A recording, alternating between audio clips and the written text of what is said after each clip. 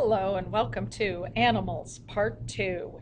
Today we're going to pick it up with body areas. Whoo, hang on, it's going to be fun. All right, so let's look at the surfaces. We want to look at the difference between dorsal and ventral.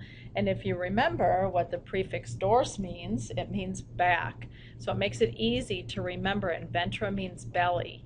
And so the dorsal surface is usually on the back of an animal or that upper surface. The ventral is the lower. The anterior and posterior. Remember, posterior is at the end, and the ante means head or front. And so it's easy with knowing the prefixes to know what these four will mean. So dors is the back or the upper side. Ventral is the belly or the underneath.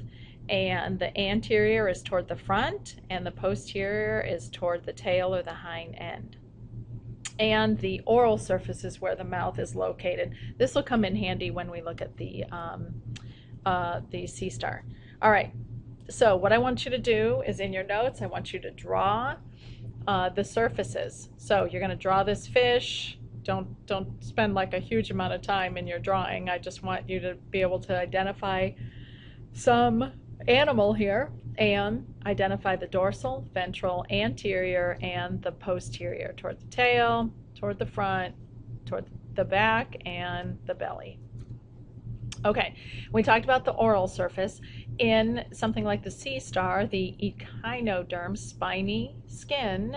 So here is the oral surface, and because this underneath part of the sea star, the mouth is right here, and so that's considered the oral surface. And then ab, remember ab means away from, so ab, this is away from the mouth, and this is the oral surface, and this is away from the oral surface. All right, so let's look at some symmetry. That guy needs some lotion. That's all I gotta say. All right, so symmetry. So we have three main types of when we describe the symmetry of an organism. You can have asymmetrical, like a sponge. There's no real symmetry. It's just kind of all over the place. Remember, A means what? Without. So it's without symmetry. You can have radial symmetry, which is this round symmetry. It's everything is located around some central point. And you can have bilateral, where if we cut this guy in half, no, don't try this at home. Don't be cutting anyone in half. But if you cut him in half, this side is the same as this side.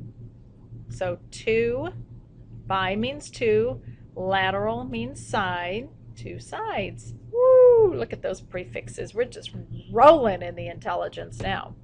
All right, so again, when we look at symmetry, it's this arrangement around some central plane or axis, and or not if it's asymmetrical, when it can't be divided up. A sponge can't be divided up. It's just all in all different kinds of shapes. And then the radial symmetry are like spokes on a wheel. They are arranged around some central point. So it's a great, you can think of radial tires. I don't know how familiar you are with tires yet, because you're not driving, but radial tires, spokes on a wheel. All right, looking at that radial symmetry, it's arranged around this central area, but you can cut it into fourths, and each one of them, they're all going to be the same. All right, bilateral symmetry, again, like I said, bi means two, lateral means side, and so there's two sides. They can be divided into equal halves along a single plane, meaning you can cut it in half and both of those sides are the same. And also with bilateral symmetry, they will have a right and a left side that are mirror images of each other. Like I said, if you cut someone in half, then one side is going to be the same as the other. And this bilateral is more complex. It is the more complex of the symmetries. They are usually motile, which means they can move, and they have an anterior and a posterior end. Now, they also have what's called cephalization. What's that prefix cephala mean? That's right, it means head. So it would make sense that if they had cephalization, then that means they have this sensory organ on the head or anterior end. So it doesn't mean that they necessarily have a brain, but they do have a concentration of that, of those sensory organs near the head or that anterior part. All right, bilateral symmetry, again, you can basically cut it out, cut it in half, and each side's a mirror side. If you cut this lobster in half, this side, same as this. If you cut this shovel in half, this side, same as that. All right, and here's just another picture. Here's radial symmetry. You can cut them into all these different directions, and they're pretty much all the same. Bilateral, though, cut that in half. So here you have your ventral side underneath, your dorsal side, the anterior end, posterior end, and you can slice that. There's that plane of symmetry. You can slice that in half, and both sides are the same. All right, now segmentation is something different. This is when an animal's body is divided into repeating units or segments. Like when we dissected the earthworm, it had segments. You could even say at segment 6 you saw this structure or whatever. All right, it's found in more complex animals. Oh, well, there we have the earthworm, shows this external segmentation, but it doesn't have to be just on the externally. Humans have internal segmentation. If you look at our backbone, it has different vertebrae, and they're all numbered, and you can identify what part of the vertebrae. People will identify their damage by what they'll identify. Well, my L4 or my L1 or something is damaged. All right, or these segments, it may actually fuse together. You can have what's called a cephalothorax. This is the head and that thorax area, and they're fused together. All right, so the stages of development. So animals can undergo these stages as they grow into adults. I mean, we go through stages.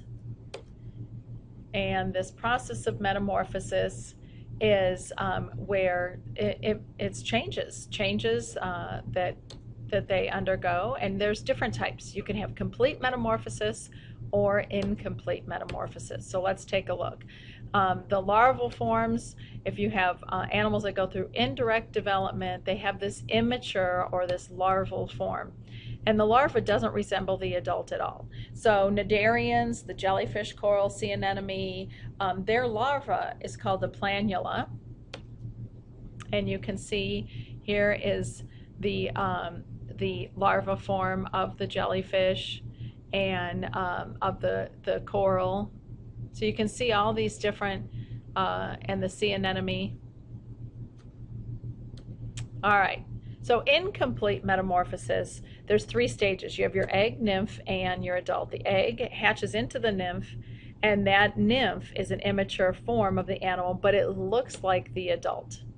So in insects, the nymph lacks the wings, and grasshoppers, dragonflies, cockroaches, they undergo this. So let me show you a picture. Okay, incomplete metamorphosis, you're going to have the egg, nymph, and adult. In complete metamorphosis, you have egg, larva, pupa, and then the adult. Okay, so here's the picture. So here's complete egg, egg, larva, pupa, adult. All right, so that's complete metamorphosis. It's completely changing. Incomplete is egg. Here's that nymph. So you can see it doesn't have the wings, but it looks like the adult. It's going to be smaller. Although in this picture, it's not a great picture because it does show it like it looks like it's big and then it just grows wings or something. But the nymph is smaller and it's usually lacking the wings, and then those things emerge once they are the adult. All right, and here's the complete metamorphosis. Goes through, here's the egg.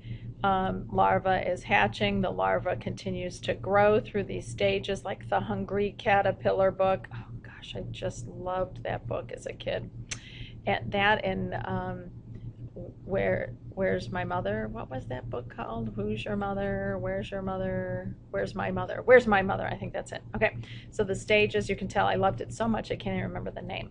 So here are the larva, and then it goes into the pupa, or what we call the cocoon, and then ta-da, there's the adult.